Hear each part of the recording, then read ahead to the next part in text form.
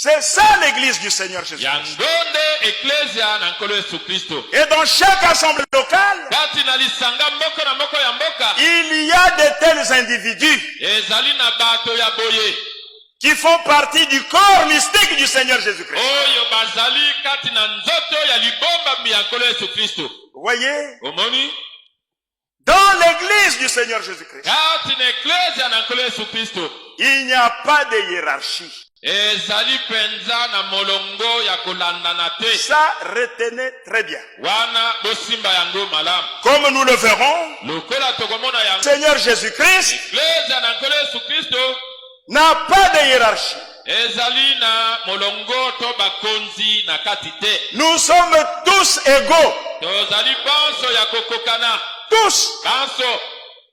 Mais nous avons des charges différentes.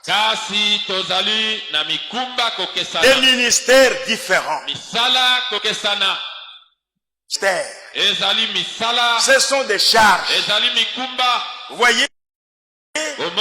Quand tu rencontres Paul, tu rencontres Jean, tu rencontres l'apôtre Pierre, tu vas le regarder, tu te dis, mais qui est plus grand que l'autre? Qui est le chef de l'autre? Non. Dans l'église du Seigneur Jésus-Christ, il y a différentes charges, différents ministères, et tous ces ministères, ce ne sont pas des titres honorifiques. Non et non et non. N-O-N. Ce ne sont pas des titres honorifiques. Ce sont des charges. Chacun a sa charge. Paul avait sa charge. Pierre avait sa charge. Chacun connaît ses limites. Dans l'église du Seigneur Jésus, il n'y a pas d'organigramme comme dans une entreprise. Vous voyez? Non, non et non. Le seul chef, le seul directeur, c'est le Seigneur Jésus-Christ. Tout le monde, nous sommes tous égaux.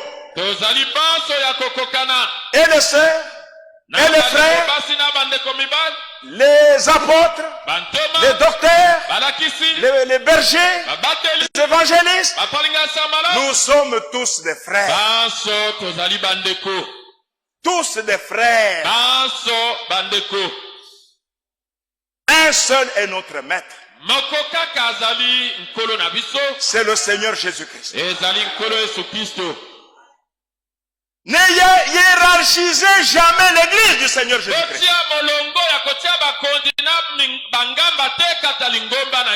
Quand tu regardes un diacre, tu dis il est inférieur au berger, inférieur à l'ancien. Non, non, non, non. Ça c'est dans les organisations. Va dans l'église du Seigneur Jésus-Christ. Vous verrez d'où cela est venu.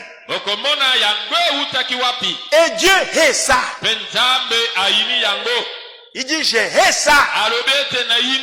La hiérarchisation. Dieu hait ça. Même les disciples entre eux, ils demandaient au Seigneur, mais qui est plus grand parmi nous? Qui est le plus grand? Le Seigneur dit, le plus grand, c'est l'esclave serviteur. C'est celui qui sert. Celui qui s'élèvera sera baissé. Celui qui s'abaissera sera élevé.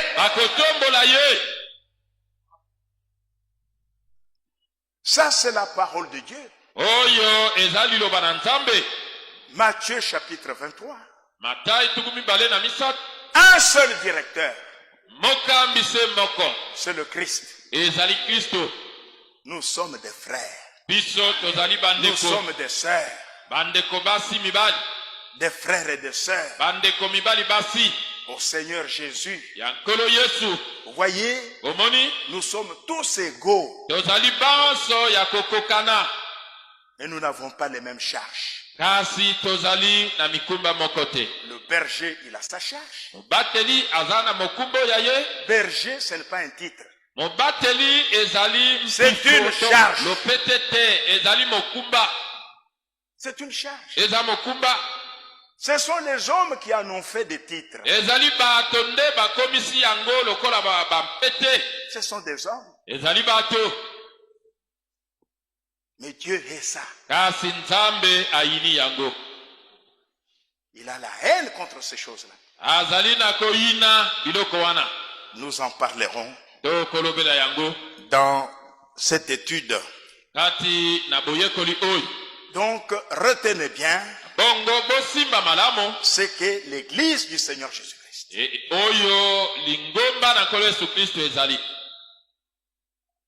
Dieu ne peut pas commencer une chose et après il va falsifier ça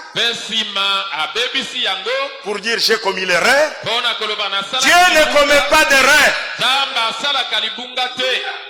Son église, c'est une église de Pentecôte.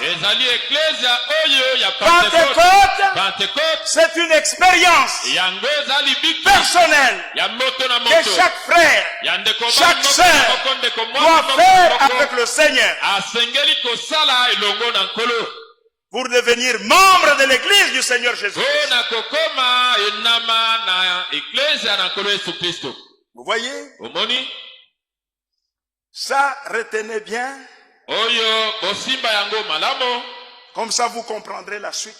Vous comprendrez comment les gens ont commencé à dévier de l'original. Ils ont commencé à dévier. Au chapitre 1er et au chapitre 2 plutôt d'Apocalypse, le message est adressé à l'ange.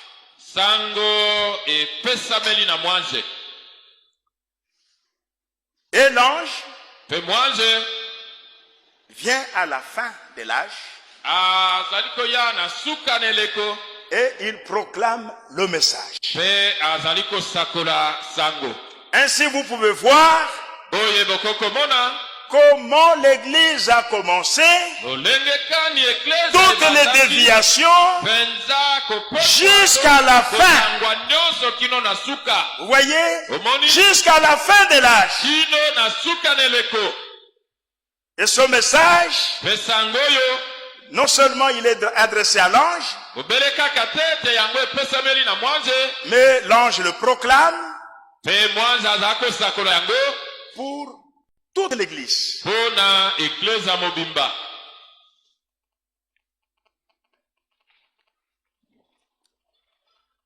Ici, le mot ange, retenez, signifie messager. Le messager de l'église d'Éphèse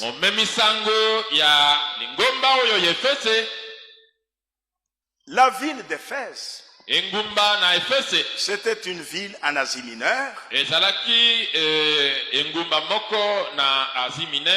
Et elle était la troisième ville de la foi chrétienne. La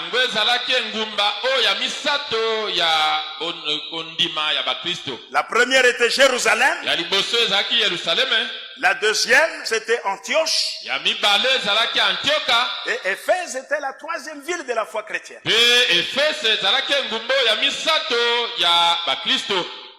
Et c'est l'apôtre Paul qui fut le messager, l'ange de l'église d'Éphèse. Dans Acte 19,